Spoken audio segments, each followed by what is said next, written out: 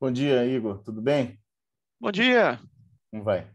eu lembro de você. Você já... a gente fez Reais 2, né? Isso, Deixa eu te perguntar se você já falou.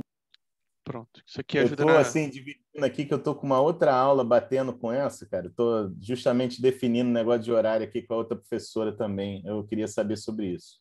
Tá, vamos começar por aí. É, Bom, sou Igor Alves Pinto, o Vitor já me conhece. A gente já teve aí outro semestre juntos. E em relação ao horário especificamente, o horário que tinha me sido passado na hora que eu escolhi as disciplinas, tinha sido esse horário de quinta-feira, 9h20, por isso que essa semana eu tinha me programado para tal. Mas, como eu disse no e-mail, não tem problema nenhum, eu consigo dar aula na terça-feira. Eu ainda não tenho resposta da chefia do departamento, a professora Andréia e o professor Lorenzo. É, mas, assim, eu acredito que para a maioria dos alunos seja mais confortável a gente ir para terça-feira. Então, a não ser que tenha algum problema específico. Ah, não, tem que ser na quinta, porque era o horário anterior, que eu acredito difícil, já que o SIGA já constou isso e tal, já está constando terça-feira. Eu pretendo na terça-feira da semana que vem estar dando essa aula lá no horário, tá? Então, para dar a resposta até porque o Vitor tinha perguntado agora. Show, Igor. Para mim é melhor, porque justamente está batendo com outro. Quando a mudança para quinta bate com outra matéria. Perfeito. Não, para mim não tem prejuízo. Então, é, hoje, inclusive, eu vou ter um pouco de dificuldade de falar, ficar aqui um pouco. Eu vou ficar mais ou menos 1 hora aqui, que eu vou ter uma apresentação na JIC, uma, uma orientada minha vai apresentar. Eu preciso estar presente como professor orientador, cerca de 10h40, mais ou menos daqui a 1 hora.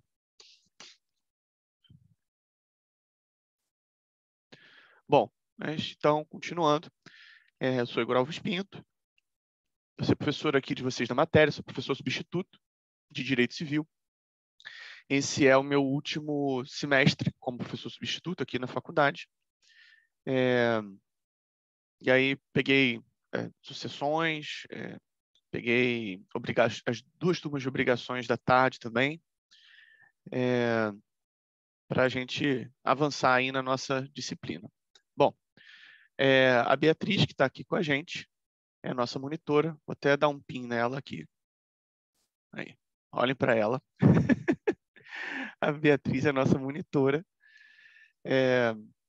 Vai estar aqui acompanhando a gente também. E qualquer problema que vocês tiverem, qualquer dúvida, se tiverem com dificuldade de contato comigo, geralmente eu respondo rápido os e-mails, mas vocês podem também entrar em contato com ela para conversar. Ela me ajudou a montar os trabalhos de vocês, vai me ajudar a montar a prova, então é uma pessoa para auxiliar nesse processo também, tá bom? Bom, em relação à nossa disciplina, vou abrir aqui nosso plano de aula. Eu costumo fazer mais ou menos 1 hora e pouca de aula. Mais do que isso fica muito cansativo para os alunos, porque é muita matéria e tal. E eu falo muito rápido, então isso também dificulta aqui o processo, exatamente pela quantidade de conteúdo. A princípio, nossas aulas serão na terça-feira, 9h20. Vou passar para lá. O link da nossa sala vai ser sempre o mesmo, ele não muda. Outra pergunta que os alunos às vezes perguntam, uma semana vai ser um link, outra semana outra. Não, é sempre o mesmo link, é sempre a mesma senha. Eu gravo as aulas vão para o YouTube. Provavelmente você está vendo essa aula aqui no YouTube, inclusive. Vou fazer uma playlist, e aí eu vou adicionando as aulas à playlist. Então, vocês podem ver por lá. Até o final do semestre, as aulas vão estar lá. Eu também não fico tirando as aulas, não. Fiquem à vontade para fazer no tempo de vocês. Nós vamos ter mais ou menos 10 aulas. Para essa disciplina, eu pensei em fazer uma prova e um trabalho, e aí ser um trabalho extra, um ponto extra. A prova, gente, deve ser uma prova simples. 4 questões objetivas e 2 questões discursivas. Vocês fiquem tranquilos que tudo tem gabarito, tá? Então, quando eu fizer a questão discursiva, ainda não fiz, quando eu fizer, elas vão ter gabarito, do que você precisa colocar para acertar, o que você está errando, eu faço correção individual. Fiquem tranquilos com isso.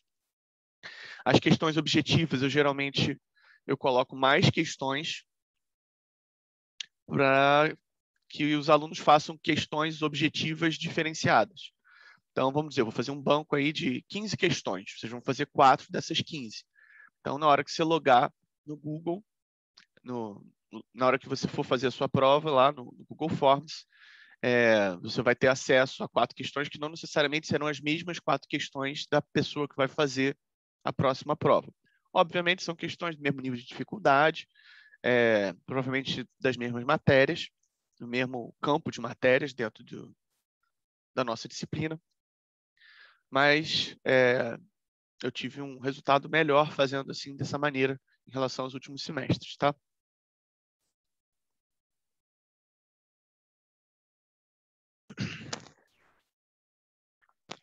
A prova é mandada conforme a resolução, com 48 horas de antecedência, então também toma cuidado com isso. E acho que é mais ou menos isso em relação à prova.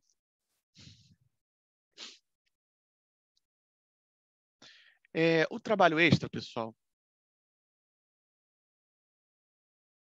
Você quer falar, Beatriz, do trabalho? Posso falar assim, vocês me escutam bem? Sim, pode ir lá. Então, pessoal, eu conversei com o Igor e a gente chegou numa conclusão que seria melhor deixar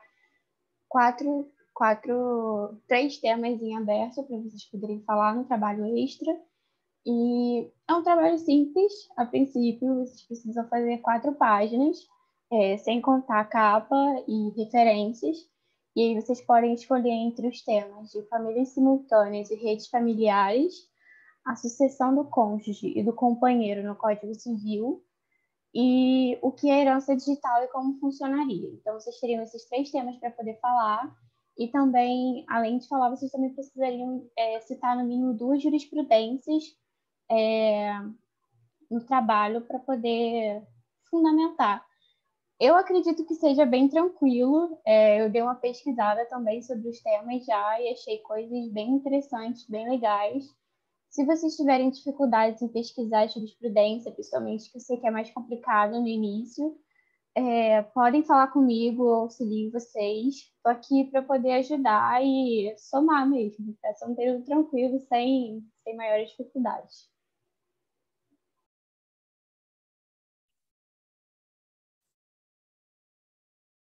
Tá ótimo. Obrigado, Beatriz.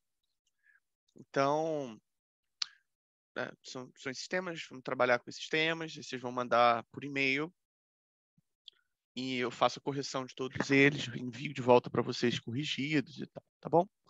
Bom, vamos agora às referências e indicações de leitura. O primeiro manual que eu gosto de sugerir é o da Maria Berenice Dias. Maria Berenice Dias é uma doutrinadora importante sobre família e sucessões, né? E ela apresenta alguns conceitos bem ampliados de família, e isso se espraia aqui também para sucessões. Ela é especializada no tema. Em algumas posições ela é minoritária, mas em muitas outras ela foi responsável por mudanças de entendimentos importantes no conceito, na ideia de família e sucessões, tá? Então, é uma autora importante, eu gosto de sugerir ela. Além disso, eu acho o livro dela muito didático. Um segundo que eu estou sugerindo é do Mário Roberto Carvalho de Faria.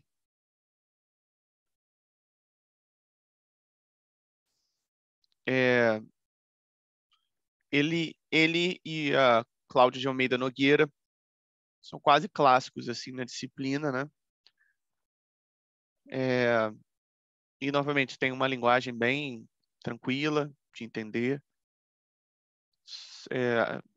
O do Carvalho Faria um pouco menor, então talvez fique mais fácil de ler pela quantidade de páginas. Mas aí, gente, é aquela coisa, vocês estão já quase no final do curso, sabem disso, o manual vai de acordo com a vontade de cada um. Então, se se sente mais confortável utilizar um ou outro, você vai no que você se sente mais confortável, tá? Não existe manual certo, livro errado. E eu sempre indico também o manual único do Tartucci. Porque o manual único do Tartucci é um livro único, grande, que dá conta do seu curso do início até o fim. Então, às vezes, você quer ter um único livro para ser um livro de consulta, você levar debaixo do braço, apesar de ser um livro gigante. Mas é mais fácil do que levar 7, 8 livros, 10 livros juntos, né? Então, às vezes, você quer ter esse manual para ajudar. É também o livro que quem faz concurso público costuma utilizar para estudar. Defensor, juiz, promotor, geralmente as pessoas não têm tempo de ler os 10 livros inteiros de uma doutrina e aí usam o Tartucci, que é o manualzão, como o pessoal diz, para estudar. Então, é um livro que eu costumo indicar em todas as disciplinas. Ok? Então, acho que é mais ou menos isso. As datas da nossa prova, prova final, vista de prova, lançamento das notas, quando tem que entregar o trabalho, isso tudo está na nossa ementa, né, no nosso plano de aula, que eu já mandei para vocês.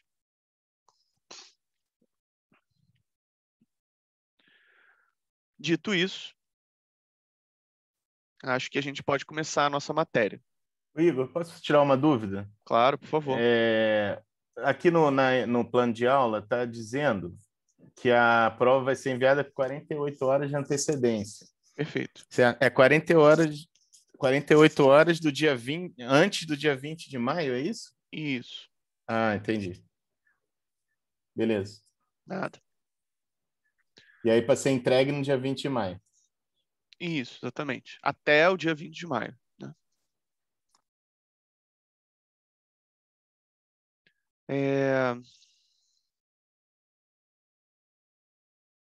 Bom, vamos lá. Pessoal, então, começando aqui a nossa matéria. Vocês já passaram por quase todos os civis, né, que a gente tem, as matérias de direito civil que a gente tem na faculdade. E a graça da gente chegar na matéria de sucessões é que vocês passaram da vida, do nascimento, da vida, do trabalho, e chegaram finalmente da constituição de uma família e chegaram na morte da pessoa, né? O direito civil é essa matéria que nos acompanha durante todas as trajetórias que o ser humano tem. Então, talvez por isso seja uma matéria tão extensa e uma matéria tão complexa. Eu não sei se vocês têm essa informação mental, mas a maior lei do ordenamento jurídico brasileiro é o Código Civil, com seus 2.000 e tanto artigos.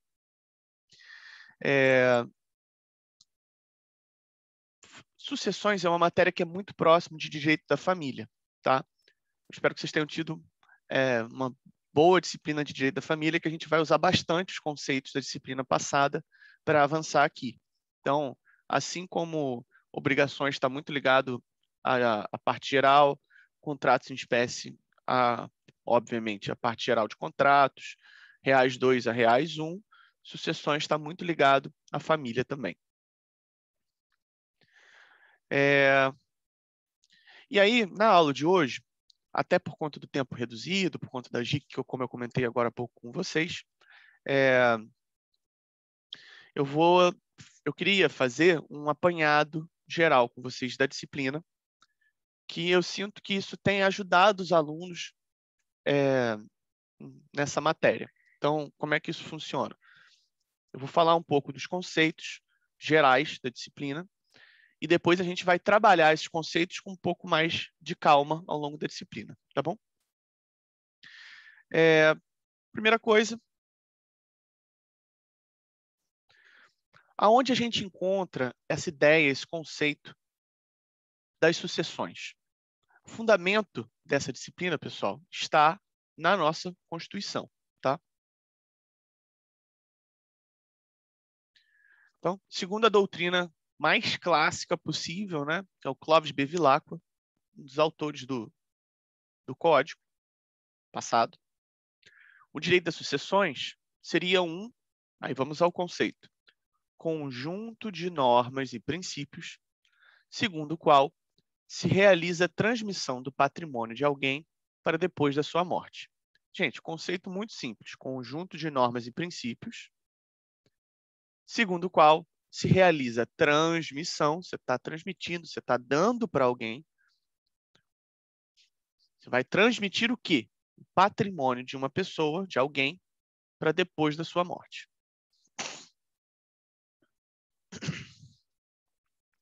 O que é importante a gente guardar aqui? Qual é a base legal da ideia de sucessões? Gente, a base legal está no artigo 5º, inciso 30 da Constituição Federal. Lá está dito: é garantido o direito de herança.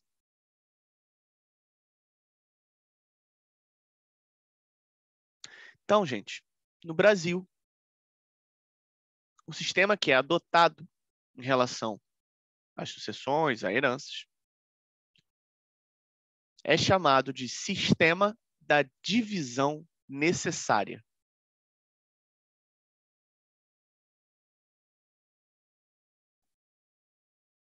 Fiquem tranquilos que eu sempre vou explicando os conceitos, tá?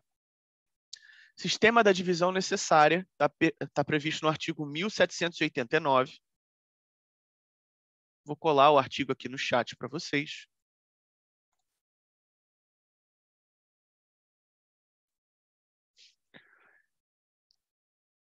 E ele significa, né, que não se tem plena liberdade testamentária quando da existência de herdeiros necessários. O que isso quer dizer, pessoal? Eu vou fazer um testamento, vou tirar todos os meus filhos, vou dar todos os meus bens para o cachorro, porque meus filhos não valem nada. A gente pode fazer isso no Brasil, pessoal? Você pode dar todos os seus bens para o cachorro? Não pode. Por quê? Por causa disso. Existe um sistema de divisão necessária, que está previsto ali no artigo 1789 do nosso Código Civil, que estabelece o DAC.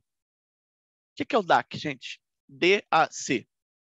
São os herdeiros necessários: descendente, ascendente e cônjuge.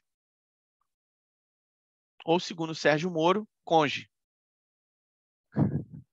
Brincadeira, gente. Mas, então, são os 3 herdeiros necessários: o DAC, descendente, ascendente e cônjuge. Então, por esse princípio, por esse conceito, quando você vai fazer a sucessão, você não pode testar completamente os seus bens. Você precisa chamar os herdeiros necessários, que são esses 3 que eu acabei de falar.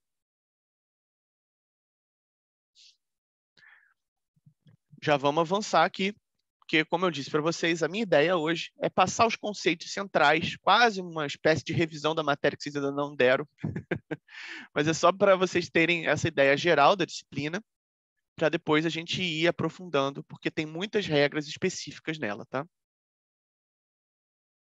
Então, segundo ponto da matéria importante aqui para a gente: espécies de sucessão hereditária. Gente, as espécies, elas estão previstas ali em 3 artigos do nosso Código Civil: 1786, 1787 e 1788.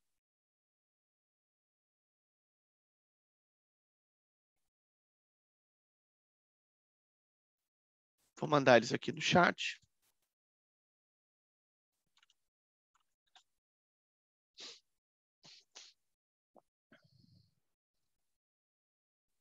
Basicamente, aqui a gente tem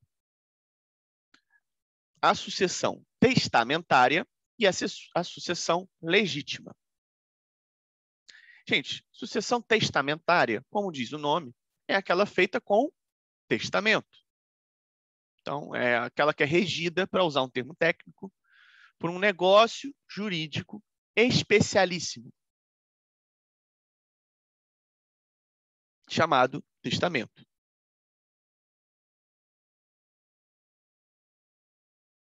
Se a pessoa morre sem testamento, a gente, inclusive, tem um termo para isso. A gente diz que ela morreu ab intestato. Aqui os nossos termos e conceitos, né?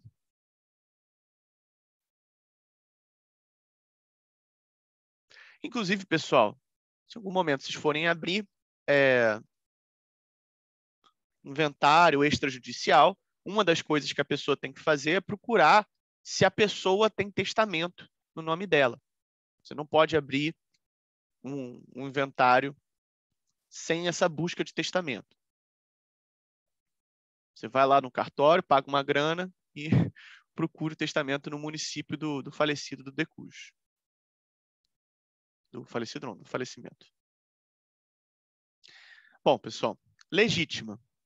A legítima é a segunda espécie da sucessão. Ela não é regulada pelo testamento. Ela é regulada pela lei.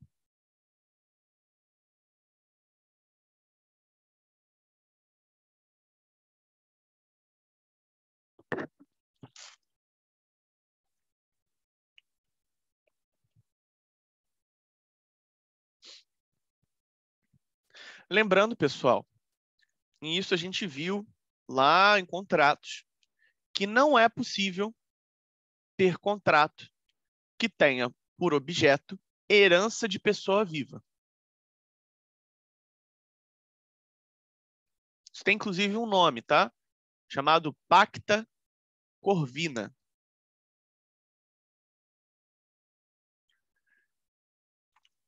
Para quem não lembra, está previsto no artigo 426 do nosso Código Civil. Como eu disse, lá na parte de contratos.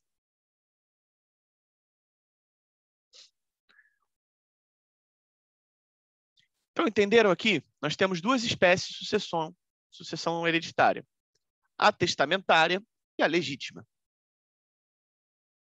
Testamentária funciona através do testamento, tem suas próprias regras, e a legítima não é feita através de um negócio jurídico particular, mas ela é estabelecida na lei. Ok?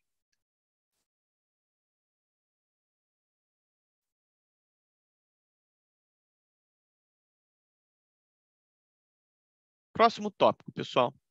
Novamente, como eu comentei, a gente vai passar aqui por vários conceitos chaves. Próximo tópico, lei sucessória no tempo e no espaço.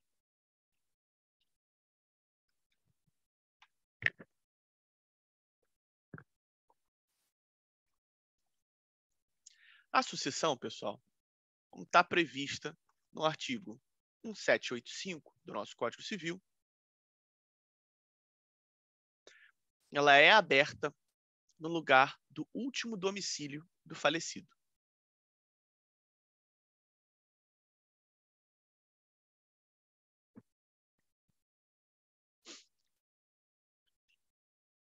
Já o 1787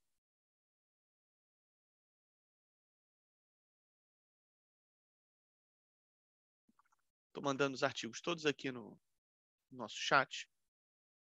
Ele regula a sucessão e a legitimação para suceder a lei vigente ao tempo da abertura adequada. A abertura daquela, perdão. Significa que a lei que a gente vai utilizar para entender como aquela sucessão vai acontecer é a lei vigente no tempo da morte.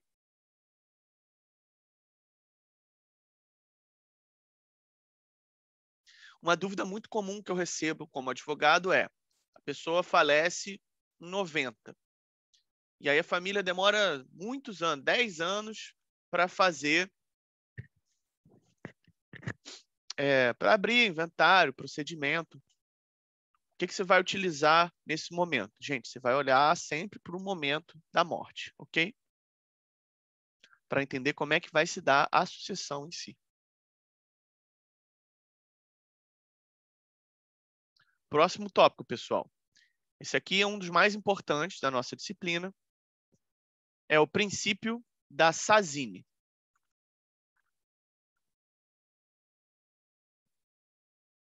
Coloquei aí no nosso chat como é que se escreve Sazini.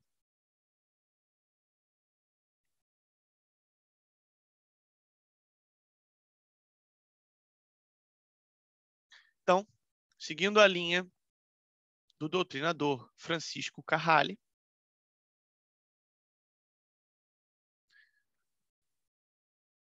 o princípio da Sazini, pessoal, é uma ficção jurídica. É uma ficção jurídica que tem uma finalidade específica. É claro, as pessoas não vão ficar criando negócio sem finalidade. Então, a finalidade do princípio da Sazini é impedir que a herança fique sem titular. Nossa.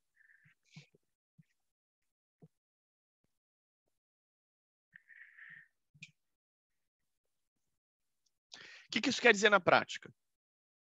Ao abrir a sucessão, a herança é transmitida imediatamente aos herdeiros legítimos e testamentários. Isso está no artigo 1784.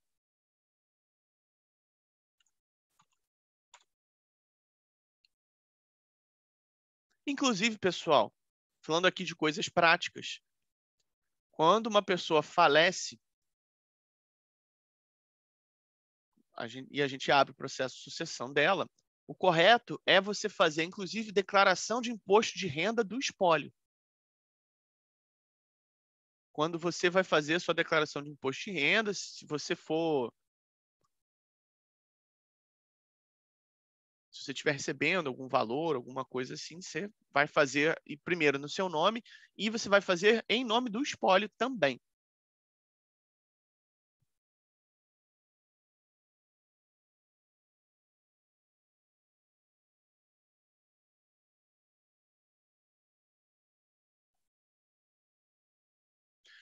Importante lembrar, pessoal, que a herança, nos termos do artigo 1791,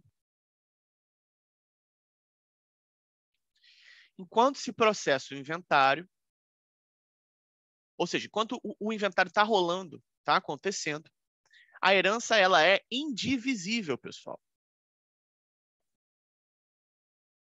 A cada herdeiro, você tem somente uma fração ideal do todo. São dois herdeiros. Então a gente sabe que os dois têm 50%. Por quê, pessoal? Porque ainda não acabou o processo de inventário partilha. Então, enquanto não acaba o processo de inventário e partilha,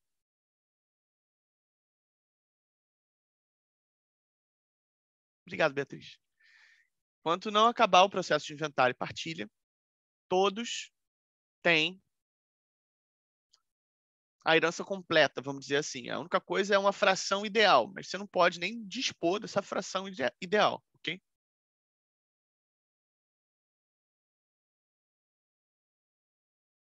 Vamos seguir.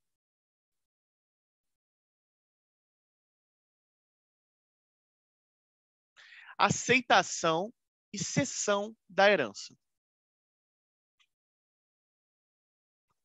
Aceitar a herança, pessoal, é um ato jurídico. Ele não é automático.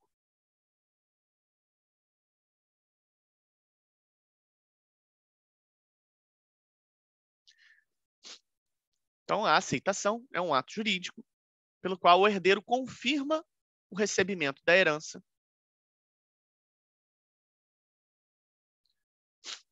no limite das suas forças, para utilizar a expressão do próprio Código. Isso está no artigo 1792.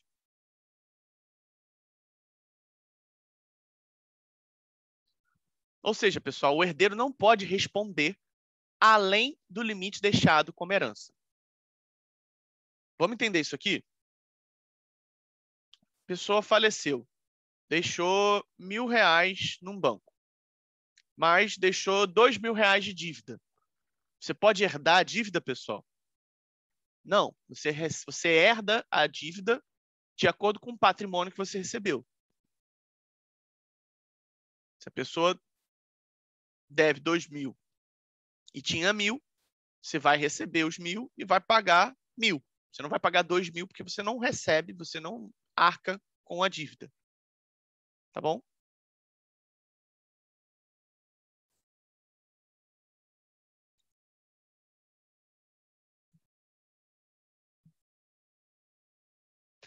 Essa ideia da Ô, Igor, aceitação...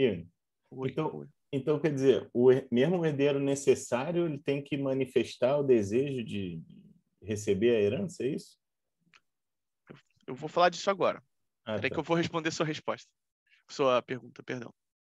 E agora que eu vi, a Antara está aí também. É, professor. Essa ideia da aceitação, pessoal, ela já não tem mais a mesma importância que tinha antigamente, tá? Porque agora, o herdeiro, agora que eu digo com esse código atual, com as mudanças que a gente teve até aqui, o herdeiro não pode responder por encargos que estejam além das forças da herança. Essa aceitação, ela está prevista no artigo 1805 e 1807. Pode ser expressa, eu quero a herança. Declaração por Pode escrito. repetir, por favor, professor? Claro. Eu disse que o tema da aceitação não tem tanta importância como tinha antes, porque agora o herdeiro não pode responder mais por encargos além da via hereditária, além das forças da herança.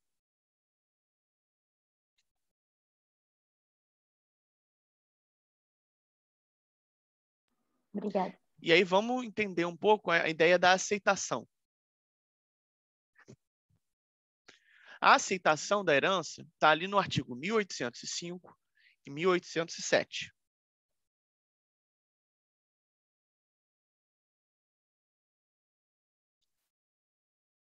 Ela pode ser expressa,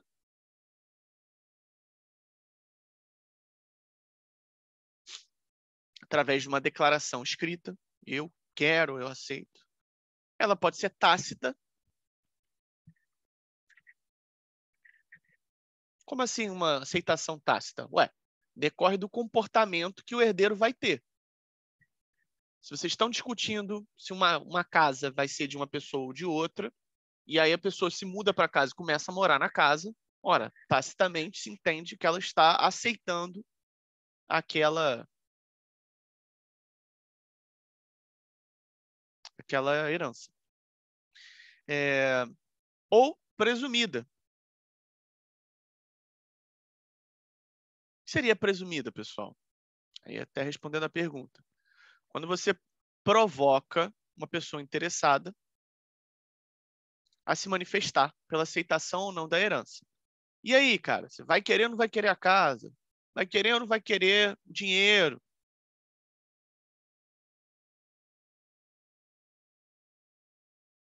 Mas o herdeiro silencia, ou seja, não fala nada.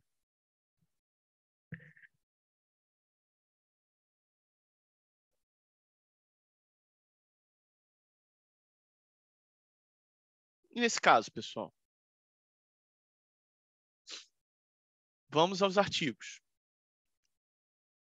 Aceitação da herança, quando expressa, faz por declaração escrita, quando tácita, há de resultar tão somente dos atos próprios da qualidade de herdeiro. Não exprimem aceitação de herança os atos oficiosos, como o funeral do finado, os meramente conservatórios ou os administração e guarda provisória.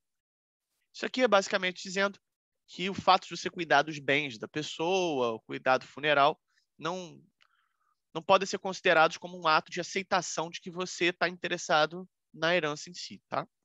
E parágrafo 2º do 1805 coloca que não importa igualmente a aceitação, a cessão gratuita, pura e simples, da herança aos demais coherdeiros.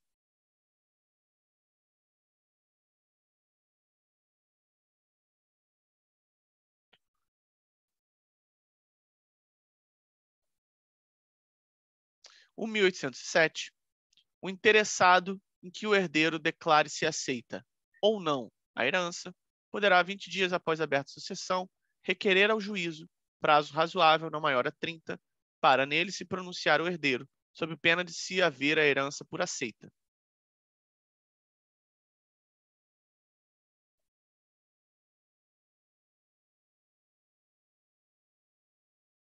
Se o herdeiro aceita, entre aspas, a herança e cede a sua parte, então, beleza, eu tenho 1/3 da casa, eu quero eu aceito esse 1/3 e eu estou cedendo esse 1/3 de volta para o montante que vai fazer a divisão.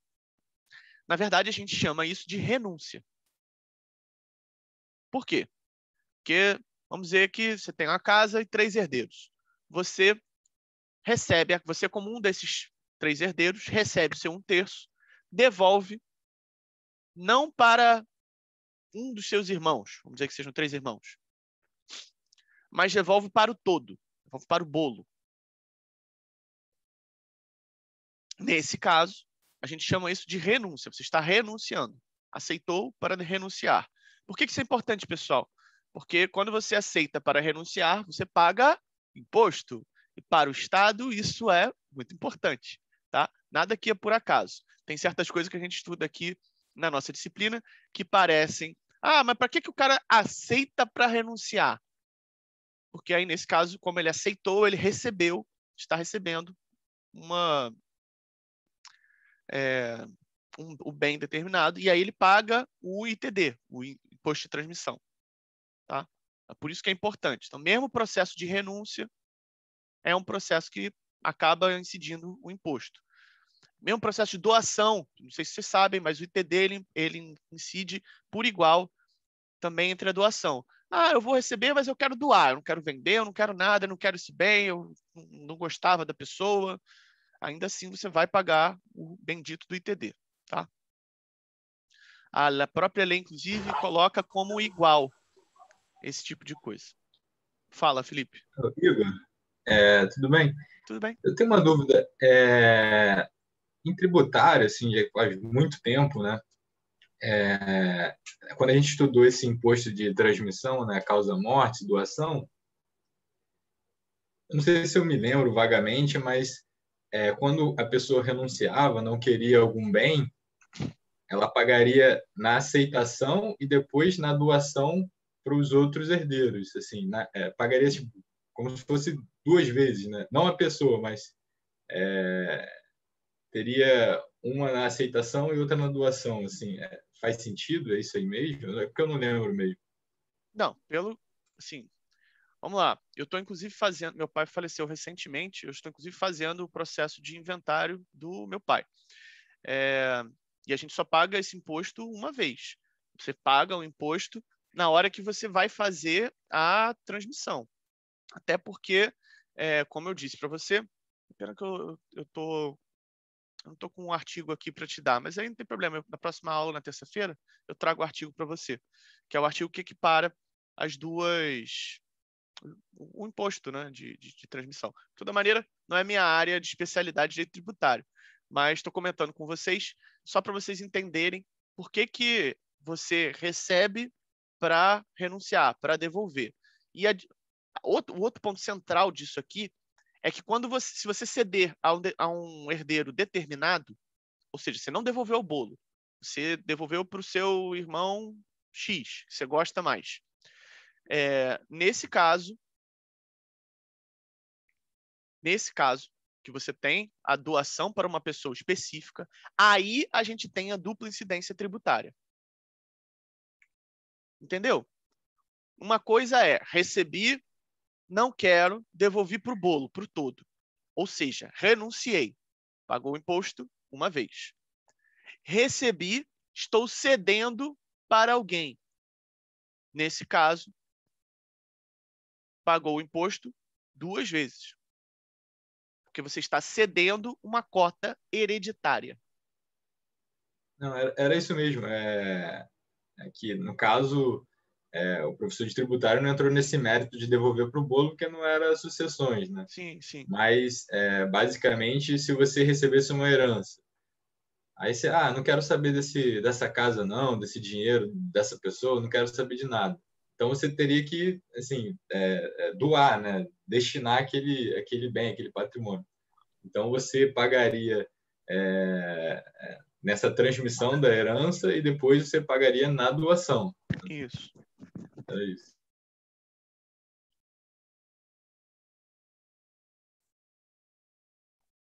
Bom, vamos avançar. Deixa eu ver. Tá acabando. Renúncia da herança. Então, pessoal, conceito de renúncia é uma declaração abdicativa, está abrindo mão, do direito à herança, com efeitos retroativos. Então, uma declaração abdicativa do direito à herança, com efeitos retroativos, ou seja, como se o herdeiro não existisse.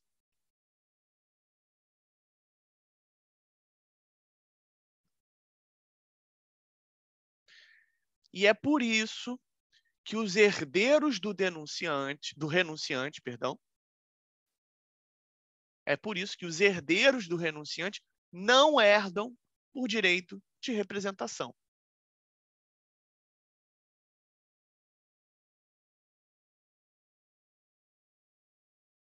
Um pai morreu, deixou 3 filhos, e desses 3 filhos, um deles tem mais 2 filhos, ou seja, são os netos do pai.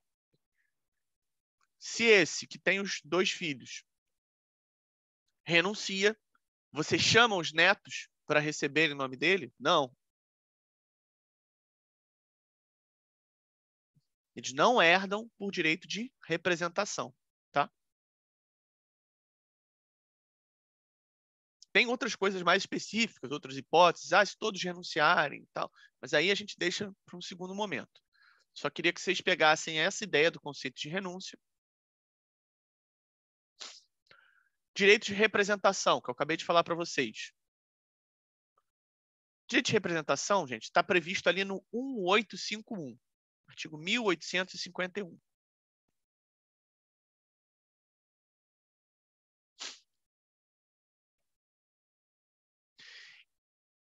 Ele mitiga a regra segundo a qual o parente mais próximo exclui o mais remoto.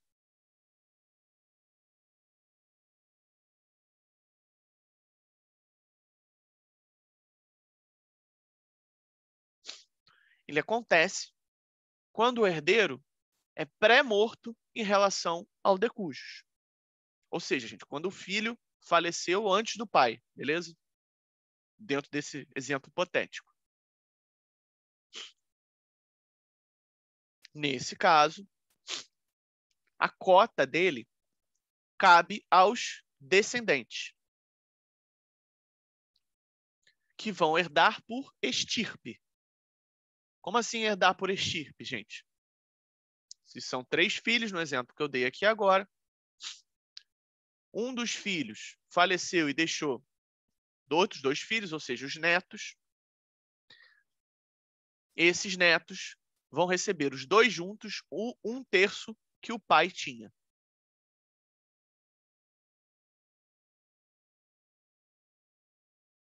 Eles herdam por estirpe.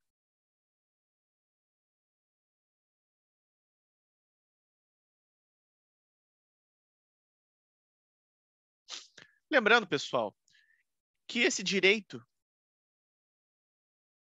de representação em linha reta cabe somente aos descendentes.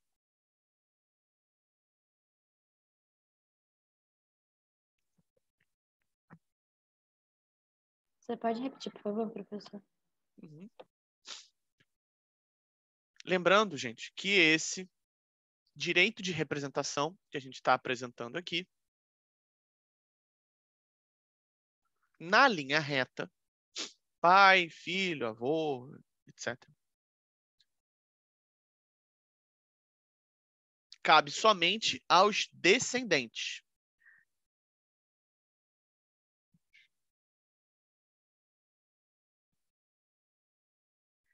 Obrigada. Nada. Ao passo que na linha colateral,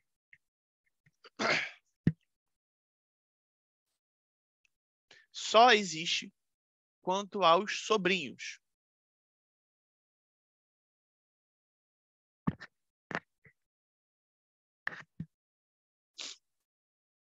Ou seja, o irmão pré-morto seria representado pelos seus filhos.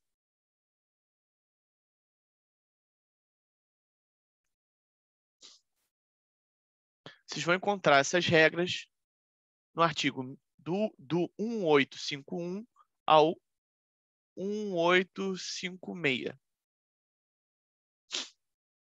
Fiquem tranquilos, como eu já falei com vocês, a ideia aqui hoje é só apresentar os conceitos base para avançar. A gente vai voltar nessas matérias todas com calma, tá?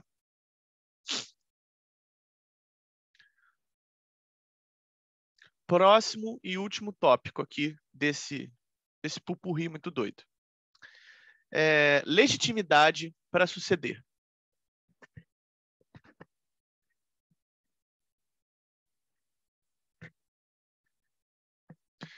Isso está previsto no artigo 1798 e 1799.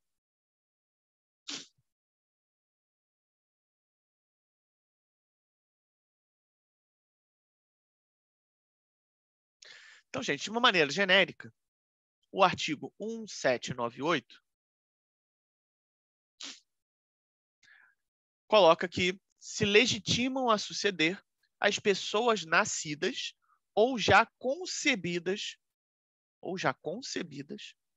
no momento da abertura da sucessão.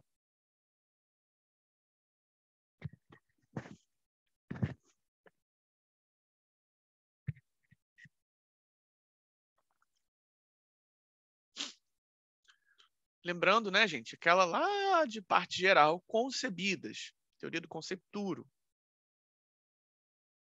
Então, é o nascituro ou o embrião de laboratório.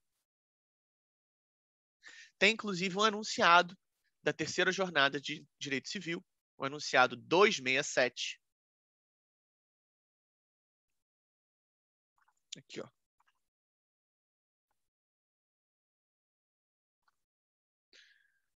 Ele coloca aí, ele interpreta esse artigo 1798, reconhece legitimidade ao nascituro, bem como um embrião formado por técnica de reprodução assistida. Isso é importante, tá, gente? Isso tem cara de questão. Especificamente, em relação à sucessão testamentária, tem o artigo 1799, onde os beneficiários são escolhidos pelo decujus.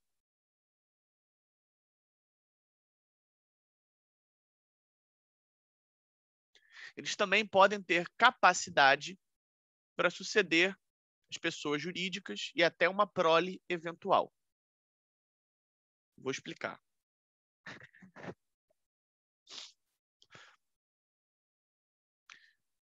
Gente, dito de uma maneira mais simples, o testador pode deixar bens a determinada pessoa jurídica e também a possíveis futuros filhos de uma determinada pessoa. Ah, se fulana tiver filhos,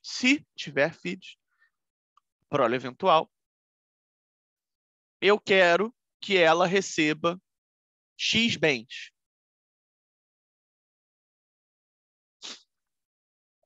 Se for assim, pessoal, só vai ter direito à sucessão se a prole eventual for concebida num prazo de 2 anos. Tá?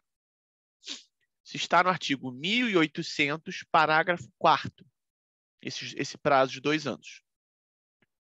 De onde começa a se contar o prazo de 2 anos? Da morte do decujus.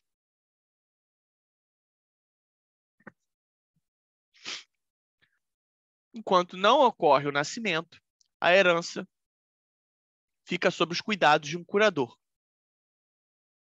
Qual o artigo, professor, por favor? 1800. Obrigada. Obrigada, Beatriz.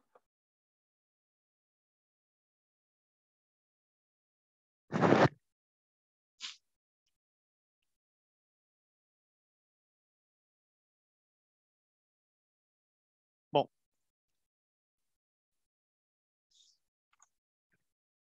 o Código Civil traz ainda no 1801 o rol das pessoas que não podem ser herdeiros ou legatários.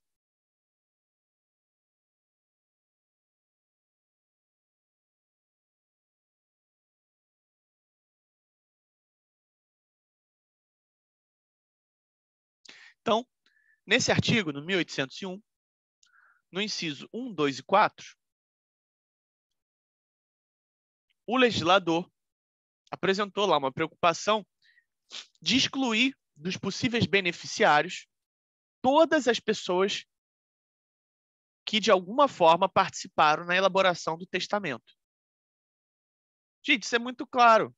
A pessoa fez o testamento com o de cujos, ela pode ser considerada suspeita por ter ajudado, ter estado junto, ter alguma fraude, uma má intenção. Então, por isso que o inciso 1, 2 e o inciso 4 do 1801 colocaram essa vedação, tá? Já no inciso 3º, pessoal, vamos ler o inciso 3º. O inciso 3º coloca: não podem ser nomeados herdeiros ou legatários, concubino do testador, salvo se este, sem culpa sua, que sem culpa sua, inclusive, é uma expressão mega criticada pela doutrina. Como é que a pessoa não vai ter culpa nesse caso, né?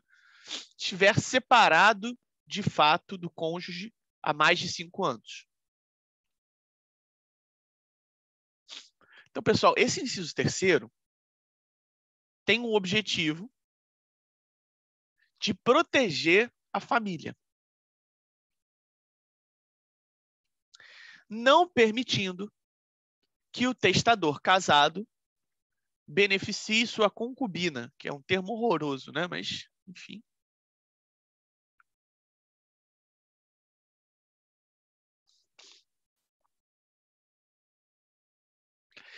E aí ele dá a exceção, exceto se ele já estiver separado de fato.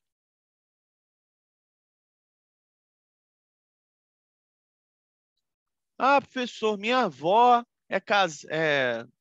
se separou do meu avô, estão morando separados há 20 anos, meu avô já está com uma mulher há 15, mas eles não são casados. No papel, ele ainda é casado com a minha avó. Esse é o exemplo clássico de uma separação de fato.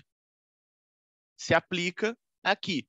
Se seu avô quiser fazer um testamento, deixando metade dos bens dele para a mulher atual dele, que nessa altura já vive em união estável com ele, a companheira dele, ele pode. Não se aplica aqui, por quê? O inciso 3º do artigo 1801 coloca aqui essa exceção, exceto se já estiver separado de fato, tá bom? Esse artigo fala num período mínimo de 5 anos de separação de fato para excluir o impedimento.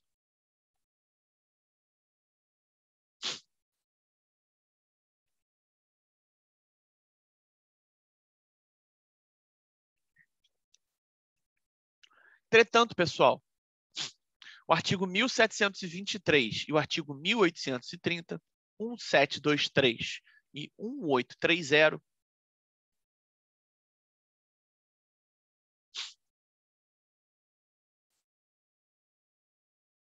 eles contradizem esse prazo de 5 anos, tá? Por quê, gente? Para você ter uma união estável, existe prazo para ter união estável? Não existe prazo, a lei não estabelece prazo.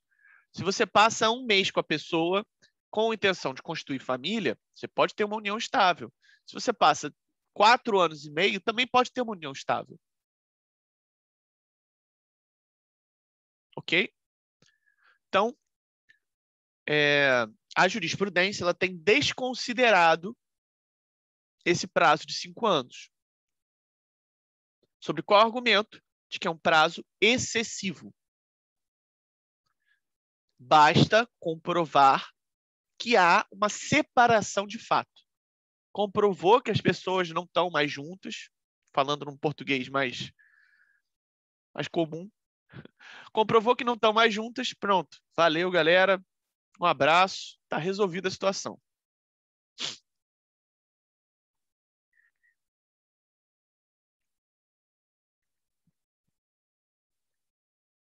Por fim, pessoal, vale lembrar, como coloca o 1802,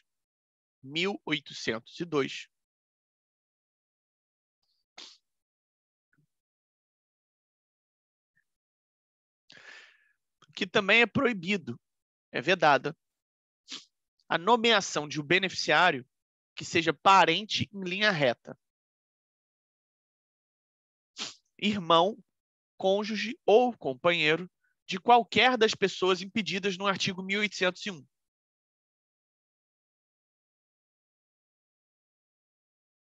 que isso quer dizer?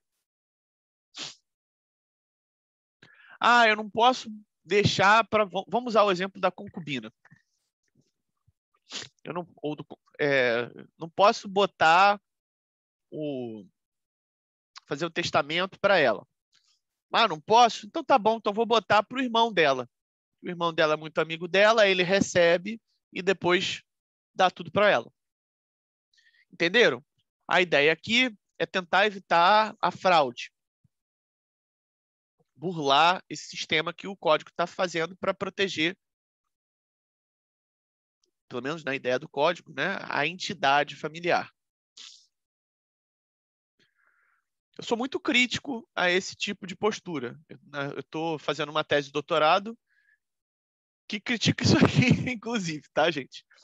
Eu realmente não concordo com esse tipo de pensamento. Mas, enfim, é o que está estabelecido na lei, e eu estou passando para vocês o convencional aqui pela doutrina e jurisprudência.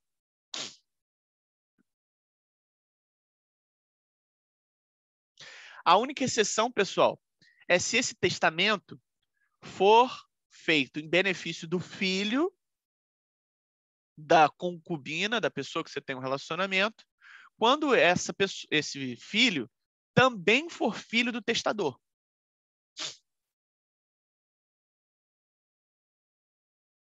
Está no 1803.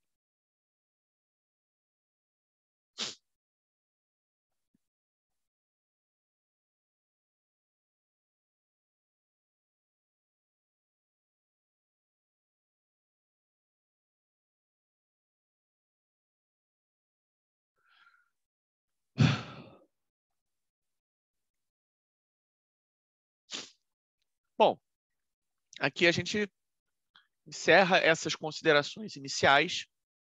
Ainda tem aí uns 10 minutos, até para a gente fechar o nosso vídeo aqui mais ou menos com 1 hora. Então eu vou avançar mais um pouquinho na matéria, tá?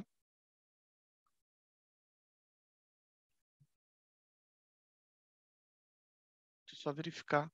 Tá, 10h45.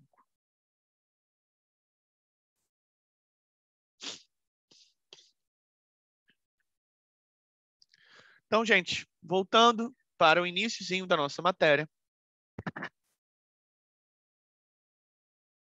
Sucessão. Vamos entender um pouco isso.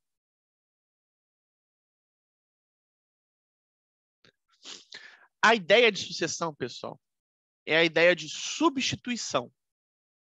A própria palavra você pode dividir entre subcedere.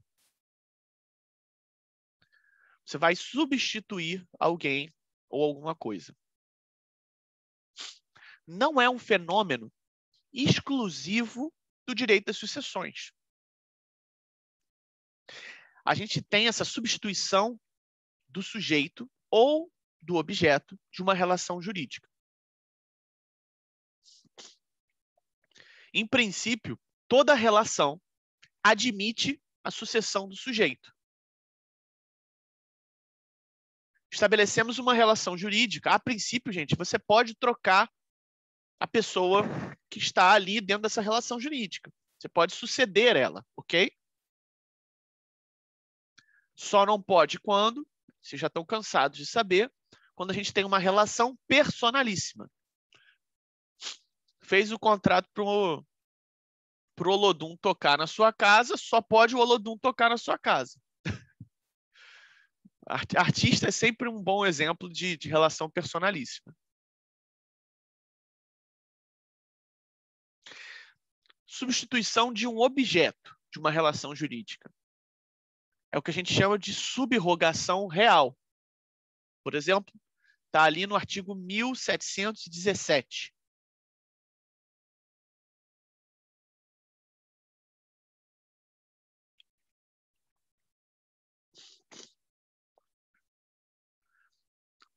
Estabelece o quê, gente? Bem de família. Diz lá que o prédio e os valores mobiliários constituídos como bem de família não podem ter destino diverso.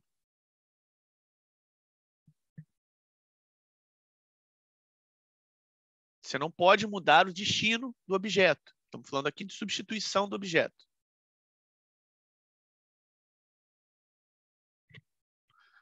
E aí o 1719. Comprovada a impossibilidade de manutenção do bem de família, poderá o juiz, a requerimentos interessados, extingui-lo ou autorizar a subrogação dos bens que o constituem em outros. Subrogar, substituir. Beleza? Por que eu estou falando disso? Por que eu voltei ali para falar de um bem de família? Porque o que distingue o bem de família legal e o bem de família convencional é que esse último, o convencional, depende de um ato de vontade, e o primeiro não. Mas mais do que isso, pessoal, o bem de família convencional gera, além da empenhorabilidade, pode ser penhorado, a inalienabilidade. Ele não é disponível.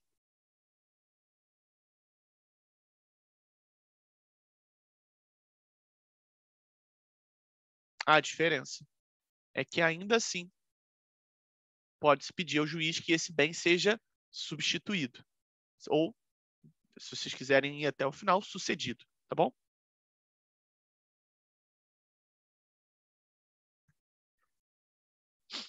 Ao lado dessa ideia de subrogação real, né, de coisa, a gente tem a subrogação pessoal. A subrogação pessoal trata-se justamente da substituição do sujeito da relação jurídica através de um ato específico. Exemplo mais fácil, gente. O pai assume a dívida do filho. Ele se subroga nessa relação.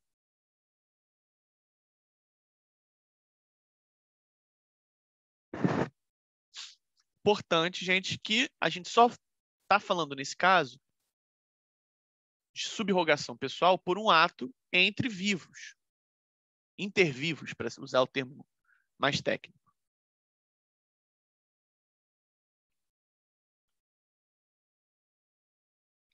Mas a substituição do sujeito também pode acontecer por um ato causa-morte.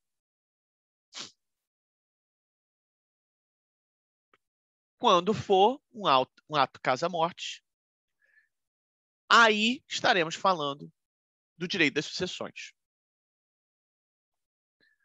Gente, eu dei essa volta toda, por quê? Porque nem toda sucessão é regulada pelo direito das sucessões, beleza? Parece bobo, mas tem muita gente que tem muita dificuldade com isso. Então, repetindo, as relações jurídicas personalíssimas não admitem a substituição do sujeito da relação. Com a morte, são extintas.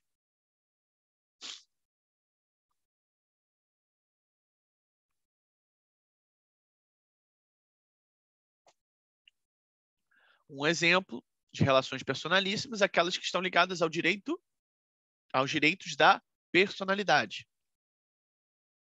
Nome, imagem, honra.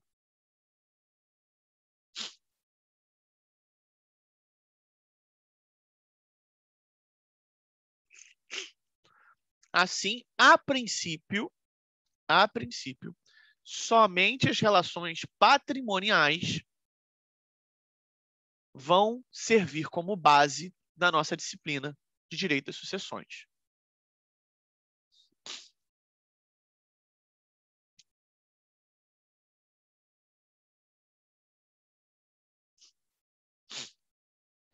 Isso é a regra, tá, pessoal? Nós temos algumas exceções sobre isso.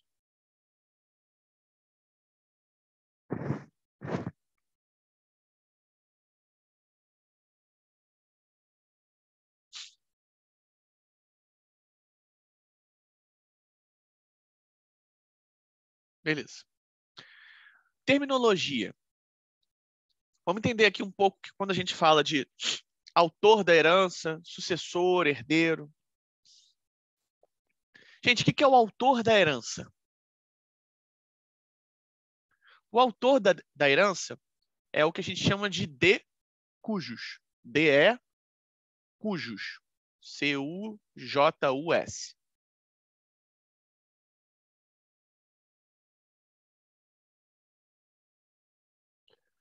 Ah, pessoal, todo morto é de cujus? Não, gente. Só a pessoa que morreu e deixou o patrimônio é de cujus.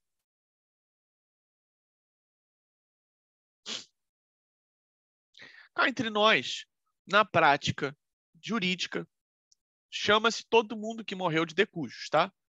Mas estou ensinando para vocês essa nomenclatura mais técnica, vamos dizer assim.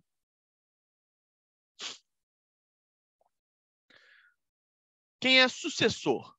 Sucessor é quem vai ser convocado para dar continuidade às relações patrimoniais do falecido, no caso.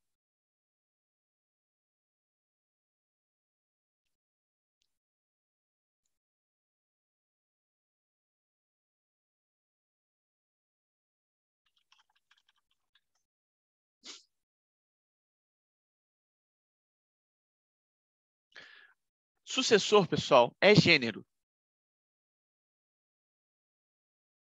E nós temos duas espécies. Nós temos o herdeiro e o legatário.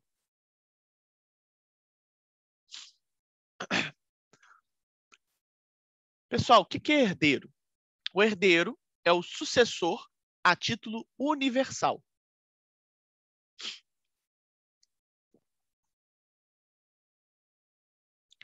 Ele pode ser testamentário,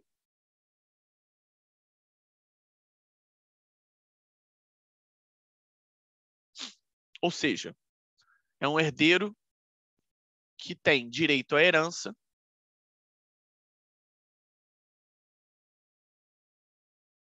em decorrência de uma disposição testamentária.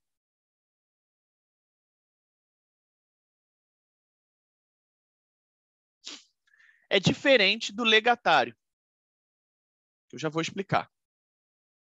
Que para o testamentário, você não deixa um bem certo determinado. Para o legatário, sim. O testamentário tem uma fração ideal da herança. Ah, eu quero deixar metade dos meus bens para o cachorro. Eu estou brincando do cachorro, gente, mas existe uma discussão grande sobre isso também, tá? Em algum momento eu vou falar sobre ela. Você pode deixar o bem para o cachorro?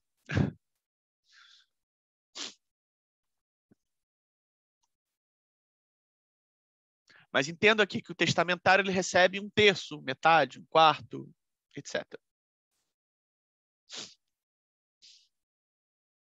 Outro tipo de herdeiro universal é o legítimo. O legítimo está ali no artigo 1829 e 1790.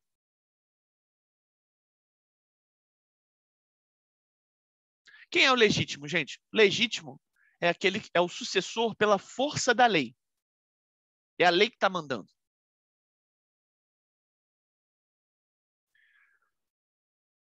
Quem são essas pessoas? Descendente, ascendente, cônjuge, sobrevivente, companheiro sobrevivente e colateral até o 4º grau, ou seja, os primos. Os 3 primeiros, que é o DAC, DAC, descendente, ascendente e cônjuge, são considerados necessários, herdeiros legítimos necessários. E os 2 últimos, companheiro e colateral até 4º grau, são herdeiros legítimos facultativos. A regra era essa, mas teve uma mudança recente na jurisprudência, que hoje entende-se que o companheiro seria também um herdeiro necessário. Porque a Constituição não faria diferenciação entre casamento e união estável. Isso é uma mudança importantíssima, embora ainda gere certa polêmica. Então, nesse caso, quem seria facultativo seriam apenas os colaterais até 4º grau. Essa é a regra do artigo 1845 e do 1829. O 45 vai falar dos necessários e o 29 dos facultativos.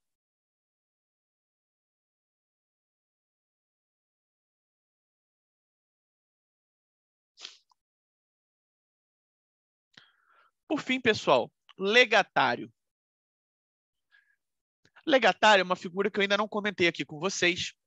A pessoa ela pode fazer um testamento ou deixar um legado. A diferença principal entre as duas é que o testamento é justamente, como eu acabei de falar, 1/3, metade, uma fração ideal. E o legatário é um bem certo, determinado. Eu quero deixar para você um piano, um carro.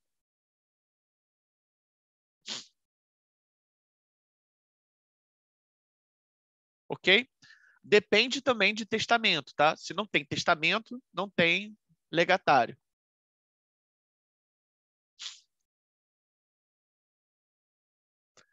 Então, só recapitulando, nós temos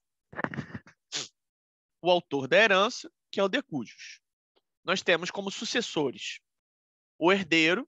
O herdeiro ele pode ser testamentário ou legítimo. E nós temos o legatário. Ok? Que é a pessoa que recebe o bem específico.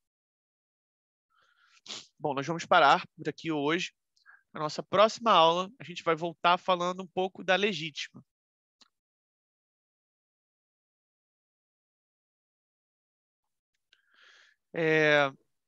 Próxima aula, nós nos encontramos na terça-feira, às 9h20. A nossa reitoria deu orientação para continuarmos as aulas normalmente. Se por um acaso vocês tiverem qualquer problema, ou, enfim, não quiserem participar da aula na semana que vem, não tem problema. Eu gravo as aulas, deixo no YouTube, no momento que vocês acharem mais adequado, vocês podem ver, tá bom? É isso. Para a gravação.